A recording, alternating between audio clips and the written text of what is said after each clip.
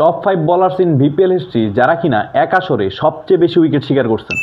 এই লিস্টের পঞ্চম অবস্থানে আছেন ওয়েস্ট ইন্ডিজের কেভন কপার, যিনি কিনা 2015 বিপিএলে এক আসরে সর্বোচ্চ 22 উইকেট নিয়ে এই লিস্টের পঞ্চম অবস্থানে আছেন।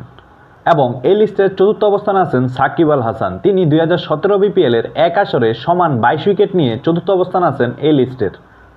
এই লিস্টের তৃতীয় অবস্থানে আছেন মাশরাফি বিন মর্তুজা, তিনি 2019 বিপিএলের এক আসরে সমান 22 উইকেট নিয়ে এই লিস্টের তৃতীয় স্থানে অবস্থান করতেছেন। এবং সাকিব আল হাসান এই একই আসরে 2019 বিপিএলে 23 উইকেট নিয়ে এই লিস্টের দ্বিতীয় অবস্থানেও আছেন।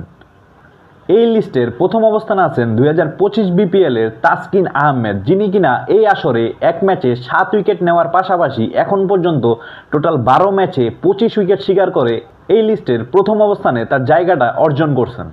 তাছাড়াও তাসকিনের দল রাজশাহী যদি প্লে অফে যায় সেই ক্ষেত্রে কিন্তু তার আরও সুযোগ থাকবে তার উইকেটটা আরও কিছু বৃদ্ধি করে এই জায়গাটা সুদৃঢ়ভাবে নিজের নামের পাশে যোগ করে নেওয়া।